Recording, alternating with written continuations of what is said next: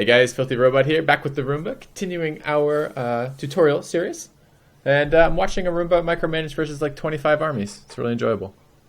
And 25, I have two. It's just Not two. you, not micromanaging 25 armies, but there's like 25 armies, hostile armies running around Europe right now. Yeah. We're down a little bit on war score because somebody lost the battle. We're below the 10% war score in order to get the ticking war score. I don't think Galicia would have lost the battle. No. Right, so we were talking about marches. Yeah. Now, I don't believe we can do this while we're at war, but let's go check real quick. Where would I even begin to look? Yeah, you can't do it while at war. Right-click on Galicia. Mm-hmm. In the Influence Actions subsection, below Annex Vassal is Designate March. Yeah. Galicia will become a march. A march is a vassal that cannot be annexed and does not pay any taxes but has greater military capacity than a regular vassal. Sounds terrible. Go on. So if you're trying to integrate them, the disadvantage to making somebody into a march is that in order to annex them, you have to revoke march status, which is a -1 stability hit, unless you have full diplomatic ideas, which is no stability hit. Okay. The other disadvantage is that when you revoke march status, you get a -200 opinion hit that comes back at like 10 per year. So making a nation into a march is not it's not a short-term decision. Okay. The reason we're considering it is, number one, we want to talk about it because it's a tutorial series, and number two, we really don't plan on integrating anything in the Iberian Peninsula right now. Okay. It's not competing with our trade nodes, and it's fine. So, but doesn't it make, I mean, essentially the benefit of having land, in large part, is the income we get out of the land, right? I mean, that is in large part the benefit of taking land. And it seems weird to me. I'm struggling with when I would want to vassalize, because mostly it just feels like I wouldn't want to vassalize. I would rather just have the land. So it does seem like, okay, if I was ultra short in admin, but all that seems like a very short-term problem. Like, you're going to generate more admin. You're going to get enough admin to core your land, right? No. If you want a world conquest, if you want to blob as best as you can, if you want to min-max, you need to optimize. You need to use both admin and dip to integrate. I see. To take land. Second is that... So if you're expanding even more aggressive than we are, because we're not having any trouble with admin, and we've been expanding fairly aggressively through this campaign, right? Not really. I mean, we've got huge coalitions, but it's because of the way we did it. Okay, a big part of the reason why the coalition is as huge as it is that we took land in the HRE. Yeah. We did it very fast. Yeah. And we didn't really have any ideas that nullified aggressive expansion. Okay. The biggest factor is that we consistently attacked the same religious group. We kept attacking the Catholic group. The way that you want to balance your aggressive expansion in a min-max world conquest style way is that, like, let's just say, for example, we're Austria. Okay. At the start of the campaign, or in your case, you're Brandenburg. You want to attack the Catholics a bit. You want to go attack the Sunni. You want to attack the Orthodox. They're part of the Catholic group, but they're separate from the Catholics. So I won't get aggressive expansion with Catholics if I attack Sunnis? Much, much, much less. Basically, they don't care about all the heinous shit you're doing to the other guys. They only care about the heinous stuff you're doing to them. Okay. So you balance it by expanding east, then expanding west, then expanding north, then south. You kind of go in all these different directions to juggle the coalition. Huh. So, I've lost my train of thought. We were talking about marches. Okay, there's a number of things that vassals give you that are better than if you just had the province yourself. So let's just say instead of having Galicia, we owned it. Okay. We would probably make about the same amount of money as them, except we had 50% autonomy. By them controlling it, it automatically set it to 0% because it's their capital. So they make more money in this province than we could. Okay. So that's a minor thing, right? Of course, money in our hands is definitely money that's better spent than money in an AI's hands. Yeah. But every independent nation automatically gets one base tax per month. That's just a flat income so that they can have an army. Every single nation in the game gets a flat plus 10,000 manpower cap. When you hover over your manpower in the top left corner, base value plus 10,000. Yeah. Whether you're a vassal or not doesn't make any difference. So this is an extra plus 10,000 manpower pool in our vassals' lands. So you could think about it like we have 64,000 manpower. If we controlled Galicia, this province might give us 800. But by having a vassal, we get plus 10,000. Do we get it, or does he get it? He gets it. We don't get it. He gets it, but if he's using it in the war, it's another 10,000 manpower that we wouldn't have otherwise been able to recover. Sure. He also has a base force limit. Subject nations, if you go to F1, F3, look at the subject screen, click on Galicia. When you hover over his army, Can we not see it in here? I could have sworn they put it in here recently. No, we can't see his force limit on the screen. Okay, we can see it on the ledger. Ledger 5 F3 for the army screen. Sort by name. Go find Galicia. We can see that he has a force limit of 3. Subjects have +3. Independent nations have +6. Okay. He has +0.9 because he's got a 9 development province with 0% autonomy. Okay. So if he had 1 more development, he would have 4 force limit. Yep. If we control the province with 50% autonomy, we would get 0.45 force limit from Galicia. So you can see how 3 is better than 0.45. So long story short, having vassals gives you the ability to integrate using diplo points, but it also gives you manpower.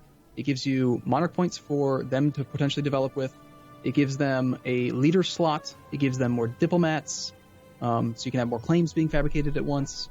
And again, you never know. Like it's so great when you've got like a super good combat general and your little shit vassal who contributes 2 troops to the war provides you with a siege general. Yeah. And well, if you because you can't control. I mean, I guess you can't. Yes. You can do tele-attach here, but like.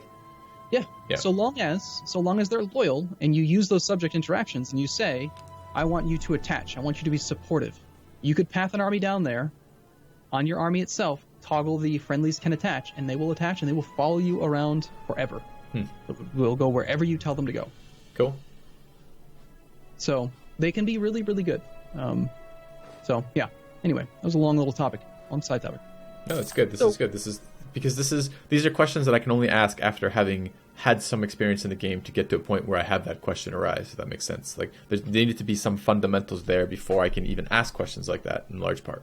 Because it would be, a lot of the answer would be meaningless without the fundamentals there. So. Yeah, that makes sense. What are you queuing up over there? Boats. Light ships. We got more heavies now. That's good. That I can sink in the next Spanish War. Mm-hmm. Looks like France has got to turn into a non-ally soon. Look at how weak he is. He can't even fight off the Palatinate. Yeah, that's what I was saying about potentially. I mean, we did it with Galicia for the goal of just doing this immediately. But I think if we were like to worry about like world conquest here, I think going in through Brittany and then taking out France would have been reasonable. So. Yeah, I would not be against vassalizing. Look at this. He's actually throwing 7.9k at 21k with no leader. France right now. You see Paris? Yeah, it's desperate, isn't it? What the hell is this? This doesn't make any sense at all. He's got. I mean, there's another army, 12.5k. It's marching the wrong way. No, so. There's zero reason for this. There's no reinforcing army. He's not expecting anyone to be there. So why does it happen? Because sometimes they make really terrible fucking decisions. The AI. It's good because a lot of times it feels like a lot of times when I'm warring bigger AI, all my game plan is don't put myself in a position where I get trapped and wait for them to do something extraordinarily stupid and take advantage of it. Here, I'm torn because on the one hand, I want to say that the AI is stupid because they are. On the other hand, I do want to see what your thoughts are. After having played EU4 for probably 30, 40 hours now? Me?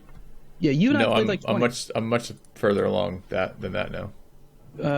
You have your Steam overlay on? I'm looking for that right now. Let's take a look. So I need to do view profile, right? EU4, 140 hours on record now. Holy crap, you've been playing a lot. Yeah. I thought you were just playing Darkest Dungeon. I've played a lot of stuff. EU4's been up there. You've been playing some EU4. Mm-hmm. What's your opinion? Is the AI in EU4 better or worse than the AI in Civ? That's interesting. I don't know how much the AI in EU4 cheats. Very little. Very little. The only things that it's cheated on, I have been very, very complaining about. Yeah, I hate how it cheats on fucking Zone of Control. That pisses me off so much. But yes, I think as a whole, it's pretty damn good. Okay, and here's the thought process on that, right? I don't know a lot of what's going on behind the scenes. I'm not an expert in this in the same way I'm an expert in Civ. The fights I've been having with the AI tend to be fairly enjoyable for a large part, in a way that, like the AI in Civ 5 couldn't move and shoot. It can't do it. If it had an archer, the archer has 2 movement points. It supposedly a human could move forward 1 tile and then shoot. The AI in Civ 5 couldn't do that. Couldn't move and shoot.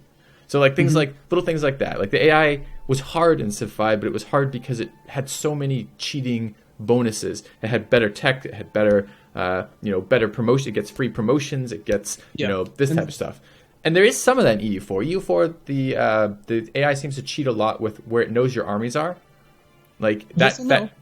To qualify that, though, they cheat a little bit. They do always know, but they only know if you are within 2 provinces of them. So the AI has to know, right? Because it's doing all the calculations. But if your army is 2 provinces away, part of it could just be that they can see your army, kind of like in Civ, where if you are... I guess I don't know. How does line of sight work on this? So what I thought it was one province, but it seems there's other rules too.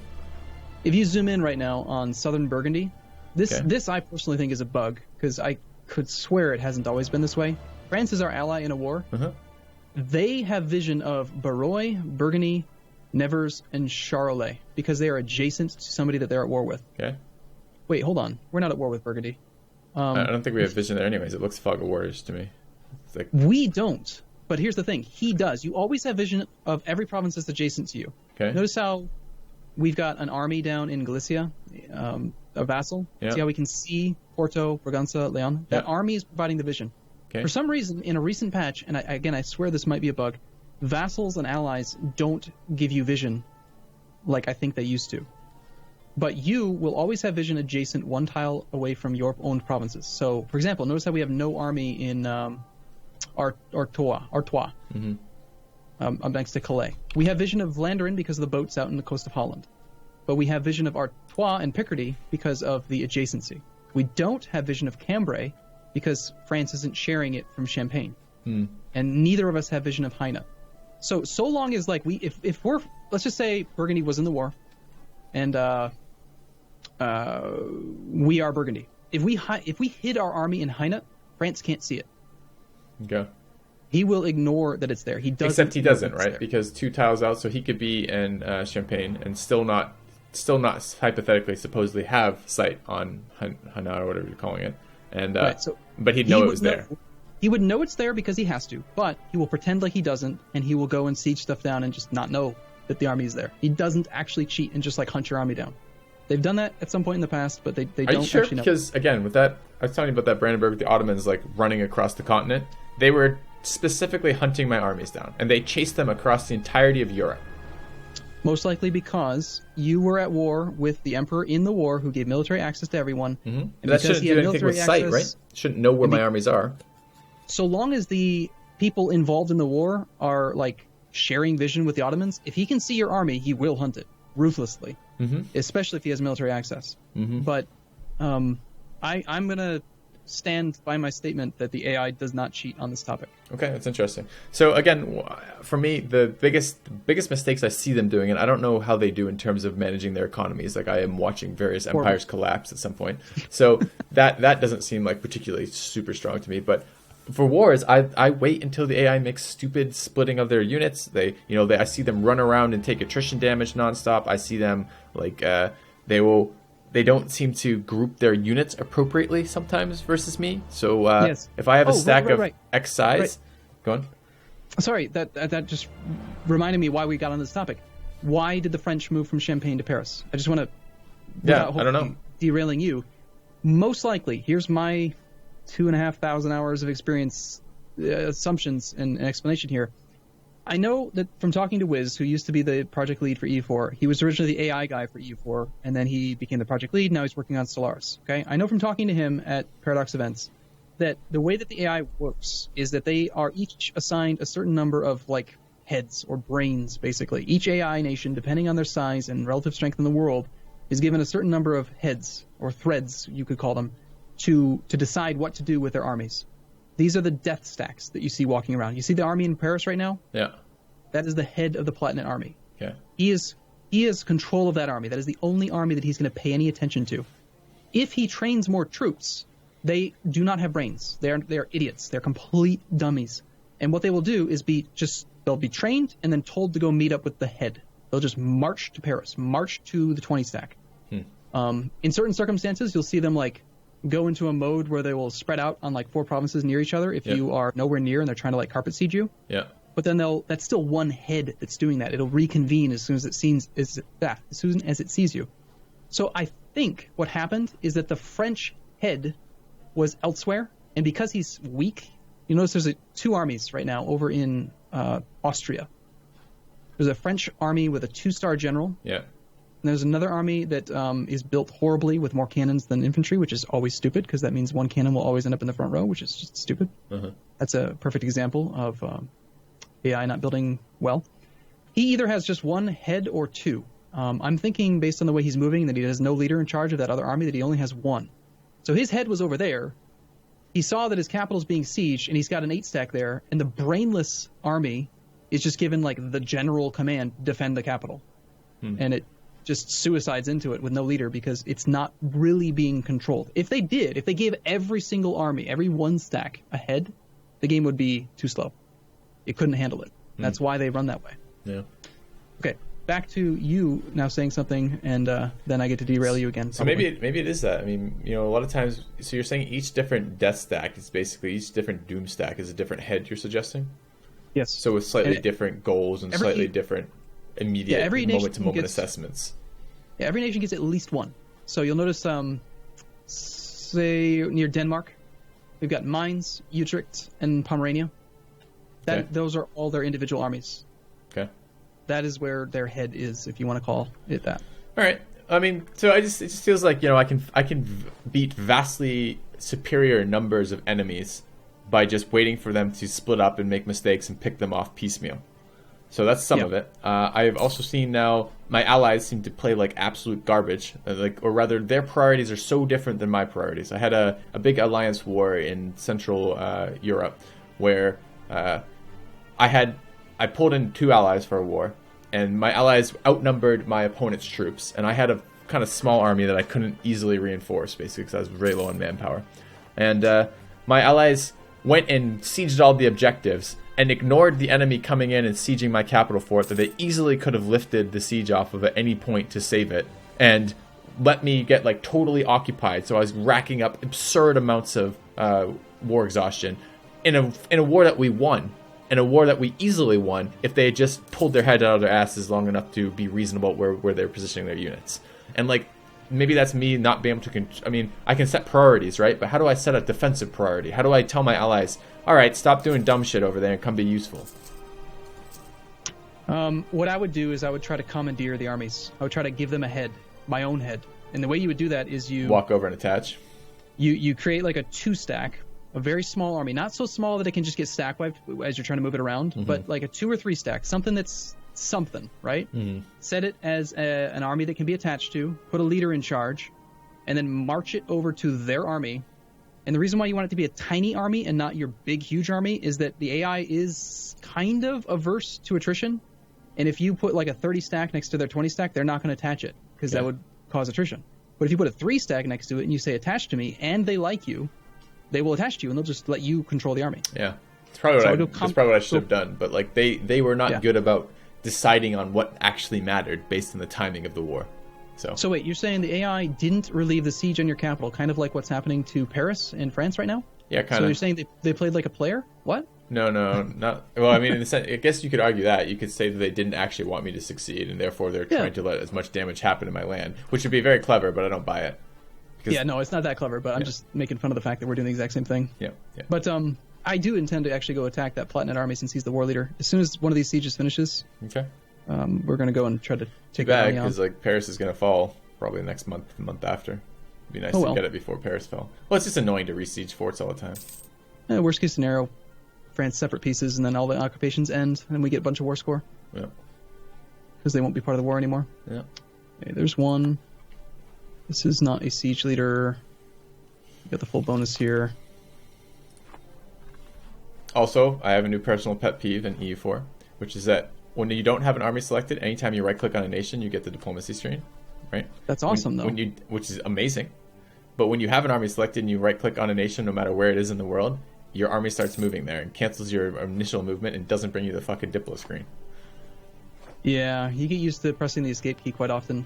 I always, it's like a habit, a nervous tick even. I press escape all the time and then right-click on nations. Yeah. One thing I also do to guarantee it is if you want, so you're trying to bring up diplomacy quickly, okay? Yeah. Instead of right-clicking on a nation, left-click on a province in their nation, then right-click. Select a province, then right-click. Got it. It'll always guarantee it. So it's just a quick left-right. Yeah. Okay, I'm intentionally going to not siege anything else to force myself to go and take care of this for this guy. Okay. We're gonna go clean up some of these armies soon. Okay. So yeah, we have a disaster brewing. I briefly looked at some of the estate interactions, stole some money from the clergy, or no, the burghers, because they had a bunch of money. We wanted it. I had just previously, probably right before you did that, I had gone and given them New World stuff again, so we get the colony stuff going, so we can get to that. So that's why their influence is high. It's no big deal though. It's going to take 100 months to trigger. Admin points were great on, so we probably don't want to demand stuff from the clergy. Clergy's influence is a bit low. We'd like to get them above 60 for the extra 5% national tax modifier. Okay. Probably wouldn't mind. We could just do establish New World missions. Native assimilation is still useless. A little bit more. It's a little bit more goods produced. I'd probably value the theologian more. Okay. But I don't really want to hire him right now. But yeah, let's take that guy. Get some more stuff. And finally, the nobility. We could demand military points from. Did you gain less aggressive expansion with allies, or is it your allies don't care about your aggressive expansion? They gain less. There's a reduction in the aggressive expansion they incur, but they will still gain some. Okay. It's and is that based on? Though. Is it based on their opinion of you, or is it based on the fact you have an alliance? In other words, being allies is like a minus 75% reduction in aggressive expansion. That's just off the top of my head. Don't quote me on that. Is that the only thing that does that? So like those other things you were telling me about marriage, alliance, gold, subsidiaries, military access. All these things change opinion. Do any of them also influence the amount of AE that you get with those people? Using a specific casus belli that reduces aggressive expansion impact can reduce the amount you obtain. Show me, is there a list of the casus belli that are available? Like, not just that we have, but is there just a list in general so I can see which ones have which effects combined with them? Because that was one of the things we wanted to talk about, was when do you use other CBs, right? And I'm so used to just this, because of this campaign, this is where I learned, right? Or where I started learning, is that I've always just used the Conquest CB. So and I'm not even sure where I see I guess maybe I just haven't read it because we've done it a million times. I'm just clicking the buttons. But where do I actually see what the CBs do, and where can I see the other ones? Okay, I just sent you a link in Skype if you want to go check it out. It's an external link. Okay. Yep, E4 Wiki, Casus Belli. I'm looking at it right now. Restoration of Union, defective province, canceled loan, discovered spy, disloyal vassal, imperial liberation, diplomatic insult, dishonored call, subjugation, obscure documents, religious unity, border friction, trade war, trade conflict, trade war, trade league, annexation war, government war. Annexation war, interesting. So that one is... There's a lot of different CBs. But annexation war and government war form, and it was the third one. And the not subjugation, the border friction one. Those all give reduced AE. Yes, so there's a column in here that the aggressive expansion modifier. That's the one you're thinking of. The one that really makes things faster toward the end of the game is imperialism, because you can take any province and it's 75% aggressive expansion, 75% cost. Where is that? I see imperial liberation. Second table. Imperialism. Just press Control F. Type imperialism. Okay. Another good argument for using vassals is if you look at Return Core. Okay. It's the liberation, not liberation. We're looking for it's called Reconquest. The Reconquest CB is take target province. Defender holds province with attacker's core. Attacker is not the revolution target. That's the criteria. Okay. The aggressive expansion impact for Reconquest is only 25%. So we talked in the last episode about vassals and are they good or not, and why would you want to use them? I already made the argument why. There's a whole bunch of reasons why they're good for monarch points, for free generals, more manpower, more force limit, spending diplo points instead of admin points for integration. But also, if you attack, say, Muscovy, and you release Novgorod, and then you, in 5 years or 6 years, you attack Muscovy again using the Reconquest CB based on Novgorod's cores, then you can return all of the Novgorodian cores back to your vassal for only 25% of the normal aggressive expansion. That's pretty awesome. So yes, there are ways that you can reduce the amount of aggressive expansion that you have, and CBs are a huge part of it. Okay, we gotta put a cut in here. Yep. Little thing there, but all right. I don't remember if this is your or me, but I think it was. Doesn't matter.